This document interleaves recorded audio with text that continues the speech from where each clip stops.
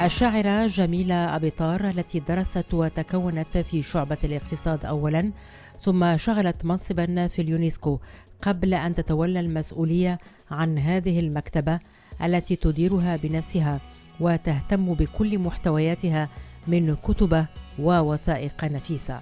وهي قبل كونها مسؤولة عن هذه المكتبة المهمة تبقى شاعرة مرهفة الإحساس تكتب عن الإنسان في جميع حالاته وعن الطبيعة والحياة بشكل عام. Nous sommes donc ici à la bibliothèque discothèque de Cachan, donc c'est dans le Val-de-Marne. Je suis née à Marrakech. Je suis arrivée en France en 1975, en avril 1975. Donc effectivement, là, on peut parler d'un premier choc territorial et climatique, puisque quand on est arrivé, il y avait beaucoup de neige. Donc j'ai grandi ici, j'ai fait mes études. Donc à la maison, c'était le dialecte, le berbère. Et à l'école, c'était donc le français. Qui ne s'arrache la langue d'une langue que personne ne comprend? Qui ne comprend toujours pas la langue parlée? Donc c'est une devinette qui émerveille l'enfant, qui continue de penser la langue maternelle, intelligence qui le rend fou et qui rend le jeu amusant. Donc nous avons grandi ainsi, avec cette double culture. Et donc j'ai fait des études de comptabilité dans un premier temps. Donc j'ai eu un CAP employé de comptabilité. Ensuite, j'ai fait une capacité en droit. Et puis un premier cycle de DUC de droit. J'ai travaillé juste après à l'UNESCO en tant que commis de documents. Ensuite, je suis rentrée à la bibliothèque. Donc, pour moi, c'était une aubaine parce que je reste dans le milieu des livres. Et donc, je m'occupe de tout ce qui est administratif, donc bon de commande, facturation, etc., gestion administrative. Et donc, mon travail poétique parallèlement à ce travail administratif. جميلة التي اكتشفت الكتابة أولا عن طريق الحنين إلى الوطن والأهل في المغرب، حيث تطور الحنين إلى كتابة شعرية جادة تترجم الإحساس الدفين بالغربة والإقبال على حياة مختلفة وجديدة منحت الشاعرة رغبة في الحياة ومتعة في الحنين. Ma relation donc avec l'écriture, comment j'en suis arrivée à l'écriture. L'écriture d'abord c'était par nécessité, un peu pour rompre avec l'exil. Donc je suis arrivée ici à l'âge de 7 ans, mes frères étaient restés au pays et un peu comme une rédaction, j'écrivais des lettres, etc. Et petit à petit ça s'est transformé un peu en prose, donc jusqu'à l'épuration vraiment du texte pour en faire un poème. Voilà, donc j'ai essayé de rentrer, enfin j'ai essayé, non, je suis rentrée dans la poésie vraiment par nécessité. J'ai publié 4 recueils. Le premier recueil, c'est L'Aube sous les dunes, qui est en fait, ça parle beaucoup de non-dits. C'est-à-dire que c'est un premier essai pour dire des choses qui me tiennent à cœur, mais bon voilà, il y a toujours une recherche du beau, la recherche, pour dire les choses, mais avec poésie, il y a beaucoup d'images, c'est-à-dire que les choses ne sont pas très, c'est pas une écriture lucide comme ça qu'on peut comprendre à la première lecture. Voilà, donc pour parler des pluies attendues et de l'ambre qui sommeille dans la grâce accordée, l'espoir de retrouver nos armes dans les poches des poètes et des artistes oubliés dans l'oubli. Regard rêveur qui s'éteint en mai, au printemps déjà pleuré. L'oracle des Fellah, c'est un recueil qui, en fait, rend hommage aux personnes qui travaillent la terre, les personnes qui sont proches de la terre. Les épaves s'étendent derrière les traits écaillés de raison, d'argent, d'homme, d'art, du feu jaillissant. Vain de ne point voir les aquarelles décupler leur savoir sur le bord des toiles.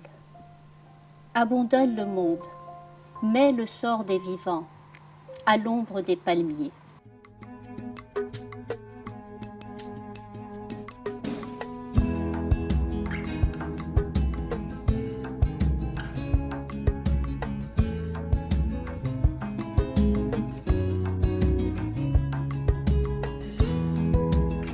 Le recueil à Marrakech, derrière la Koutoubia, il y a des poèmes qui ne sont pas seulement sur la ville, qui ont d'autres portées aussi.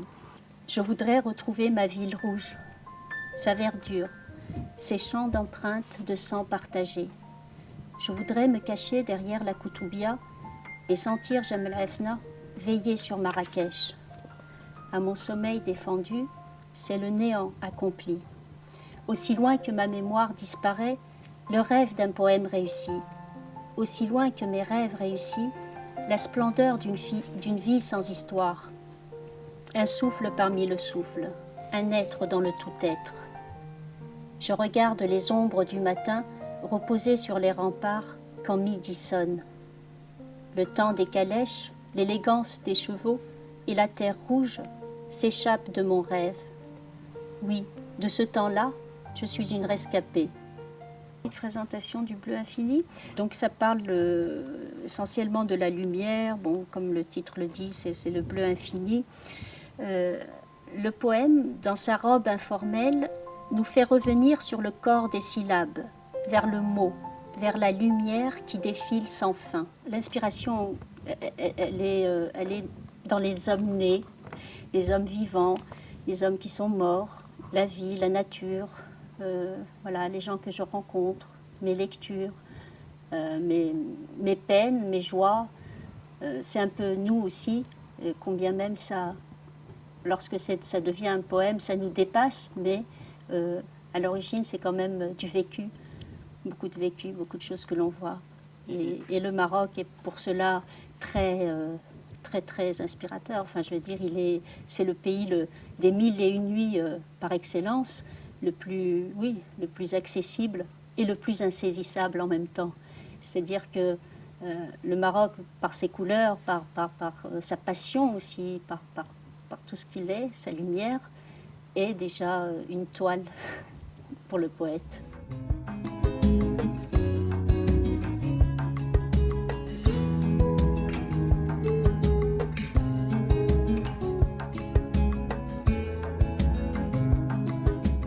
Je suis donc une amie de Jamila Abitar.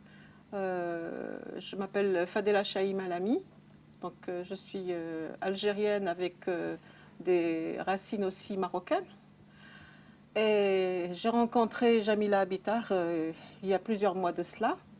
Et sa poésie m'a beaucoup interpellée. De ce fait, je sais que, bon, là, je m'intéresse beaucoup à ce qu'elle écrit, à ce qu'elle fait. En tant que poétesse et en tant que journaliste aussi. J'aimerais qu'elle soit connue au Maroc un peu plus, qu'elle soit dans des rencontres littéraires.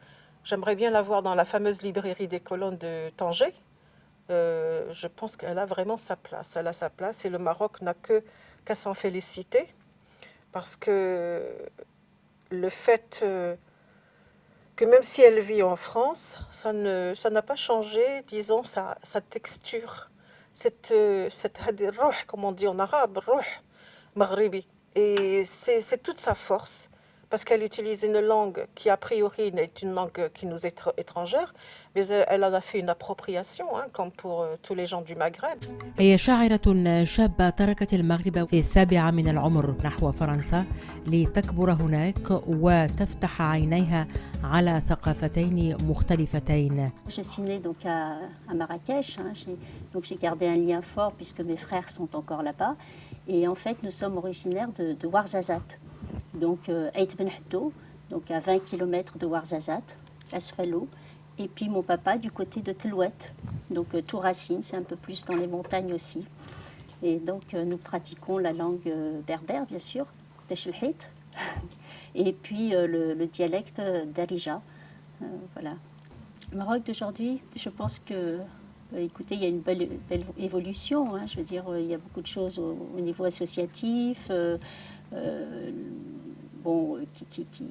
qui ont avancé. C'est-à-dire que peut-être que nous avons encore du travail sur des plans, mais en règle générale, on ne se porte pas plus mal au Maroc qu'ailleurs. Au contraire, je pense que parfois même c'est un modèle pour certains problèmes politiques et autres. Où il devrait au moins regarder comment ça se passe au Maroc pour pouvoir le faire, enfin l'appliquer ailleurs. Nous avons des choses quand même, des leçons à donner aussi, je pense. Même si nous avons beaucoup de travail à faire, nous avons aussi de belles choses. Ce que m'apporte la double culture, elle m'apporte un dépassement. C'est-à-dire qu'au départ, il y avait cette terre d'accueil. Ensuite, bon, moi, je suis arrivée, comme je vous dis, à l'âge de 7 ans, donc il a fallu faire une conciliation entre ces deux cultures. Hein, je parlais une autre langue, j'avais une autre religion, enfin j'ai toujours la même religion, mais je veux dire, on arrive avec un patrimoine et puis on se rend compte qu'ailleurs ça se passe autrement. Donc il a fallu concilier les deux. Ça n'a pas été une grosse difficulté parce que à la maison on parlait l'arabe, le dialecte, voilà, on vivait à la marocaine, on vit à la marocaine, et à l'extérieur, à l'école, on nous enseignait d'autres choses. Bon, les choses se sont faites naturellement, et je dois dire qu'avec la poésie, ça m'a permis effectivement de rechercher autre chose, une troisième terre, une troisième langue. Voilà, c'est-à-dire qu'il a fallu concilier les deux et en faire autre chose. Et cet autre chose, c'est le poème qui le dit aujourd'hui. J'aimerais saluer donc mes parents d'abord, ma famille, mes frères restés à Marrakech.